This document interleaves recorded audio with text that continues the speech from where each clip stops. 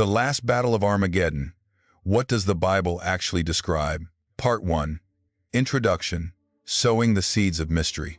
Beneath the flickering glow of candlelight, amidst the hushed whispers of ancient texts, there lie prophecies that have captivated the human imagination for millennia. One such prophecy, perhaps the most dramatic and enigmatic of them all, speaks of a final, cataclysmic conflict, Armageddon. For many, the very word conjures images of global warfare, unimaginable destruction, and the ultimate showdown between good and evil. But beyond the popular culture, portrayals, and sensationalized interpretations, what does the Bible truly say about this prophesied battle? Is it a literal battlefield in a distant land, a symbolic clash of ideologies, or something far more profound and intricate than we dare to imagine? Join us as we journey into the heart of Scripture, peeling back the layers of prophecy to uncover the precise descriptions and hidden meaning behind the last battle of Armageddon. We promise to navigate the sacred text with reverence and scholarly diligence, seeking not to sensationalize, but to illuminate. Part 2. The Journey of Deep Discovery. A. The historical and cultural context. The Valley of Megiddo. To understand Armageddon, we must first transport ourselves to the ancient Near East, to a place that has witnessed countless battles throughout history, the Valley of Megiddo. The name Armageddon itself is derived from the Hebrew Har Megiddo, meaning Mount of Megiddo. This isn't a singular mountain, but rather a strategic tell, an ancient mound built up over centuries of habitation, overlooking a vast, fertile plain in northern Israel. This plain, known as the Jezreel Valley, was a crucial crossroads for trade routes and military campaigns, making it a natural arena for conflict. Empires rose and fell here. Pharaohs, kings, and conquerors clashed repeatedly on its soil. From Thutmose III to Napoleon, the plain of Megiddo has been stained with the blood of countless armies. This historical reality provides a crucial lens through which to view the biblical prophecy. Is the geographical location merely symbolic, drawing upon a well-known site of conflict? Or does it hint at a future literal gathering? The weight of history undoubtedly shapes our perception of this prophetic landscape. B. Decoding the Scripture and Evidence. Revelation's Enigma. The primary and indeed almost singular source for the term Armageddon within the Bible is found in the book of Revelation, specifically in chapter 16, verse 16, and they assembled them at the place that in Hebrew is called Armageddon. This single verse, embedded within John's apocalyptic vision, has fueled centuries of interpretation and speculation. Let us examine the verses leading up to this pronouncement.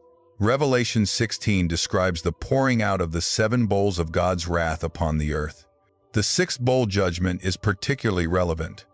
The 6th angel poured out his bowl on the great river Euphrates, and its water was dried up to prepare the way for the kings from the east. Revelation 16:12. Following this, 3 unclean spirits, resembling frogs, emerged from the mouths of the dragon, the beast, and the false prophet. These spirits are described as demonic spirits, performing signs, who go abroad to the kings of the whole world to assemble them for battle on the great day of God the Almighty. Revelation 16:14.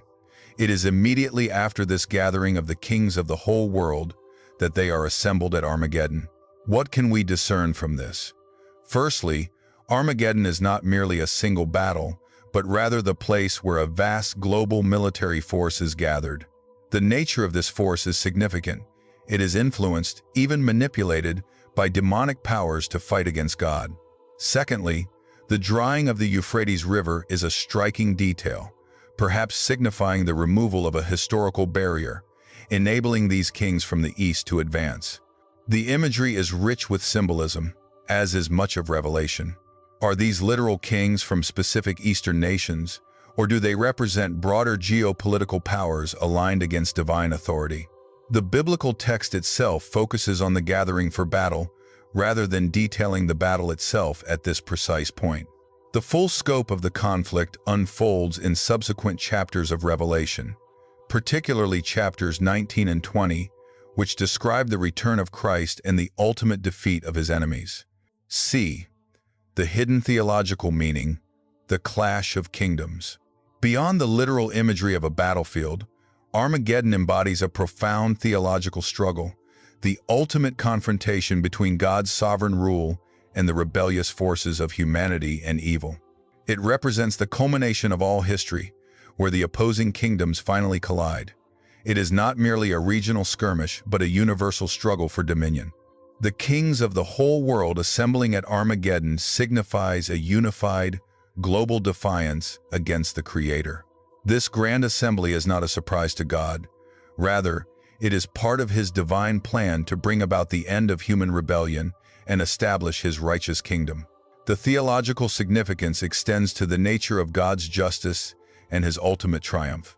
Armageddon is the stage for God's judgment upon a world that has rejected him, persecuted his people, and embraced evil. It underscores the biblical theme that evil will not prevail indefinitely, and that there will be a decisive moment when God intervenes to right all wrongs. It is a powerful affirmation of God's control over history and his unwavering commitment to justice. Furthermore, it highlights the ultimate futility of human resistance against divine power. No matter how vast the armies or how sophisticated the weaponry, they are no match for the Almighty. D. Controversies and theories. Interpreting the apocalypse. The interpretation of Armageddon is perhaps one of the most debated topics in eschatology, the study of end times. There are generally three main interpretive approaches to Revelation. Futurist view. This is the most common interpretation, suggesting that Armageddon refers to a literal future battle that will take place in the geographical region of Megiddo, involving literal armies of nations. Proponents of this view often seek to identify modern nations with prophetic figures and look for current events as signs of its imminent arrival. They see the drying of the Euphrates, for instance, as a literal event clearing the way for armies. Historicist view. This perspective sees Revelation as a symbolic portrayal of the ongoing struggle between good and evil throughout church history, from John's time to the present. For historicists, Armageddon might represent a recurring pattern of conflict or a final spiritual battle, rather than a single future event. The kings of the East and the gathering at Armageddon would be understood as symbolic of various historical powers and spiritual forces. Preterist view. This interpretation suggests that most of Revelation, including Armageddon, was fulfilled in the 1st century AD, particularly during the Roman persecution of Christians and the destruction of Jerusalem in 70 AD. While the immediate geographical reference to Megiddo might be acknowledged, the battle would be understood in a symbolic sense as the triumph of Christ over the forces arrayed against the early church. A fourth, more spiritualized view often overlaps with the others, emphasizing that Armageddon is primarily a spiritual battle between good and evil, played out in the hearts of individuals and across the cosmic landscape. While a literal gathering of forces might occur, the ultimate significance lies in the spiritual confrontation it represents. The name Armageddon then becomes a metaphor for the decisive conflict that brings about God's final victory over all opposition. Each view offers a compelling framework, yet the definitive nature of these events remains veiled until their unfolding. Part 3. Conclusion. An echo of eternity. Our journey through the biblical description of Armageddon reveals far more than a simple battlefield. It is a profound tapestry woven with historical context, apocalyptic imagery, and deep theological meaning. We have seen that while the name points to a historically significant geographical location, the prophecy itself describes a global gathering of forces, influenced by malevolent spirits, assembled for a decisive confrontation with God. The true essence of Armageddon lies not merely in its destructive potential, but in its revelation of God's ultimate sovereignty, his unwavering justice, and his final triumph over all rebellion. As the candlelight flickers and the ancient words echo in our minds, we are left to ponder, what does this grand narrative of cosmic conflict mean for us today?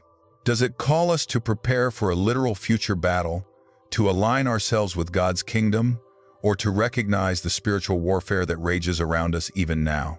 Perhaps it is a call to vigilance, a reminder that the forces of good and evil are always at play, and that our ultimate allegiance must be to the King, who will ultimately prevail. For in the shadows of Armageddon, the light of God's eternal victory shines brightest.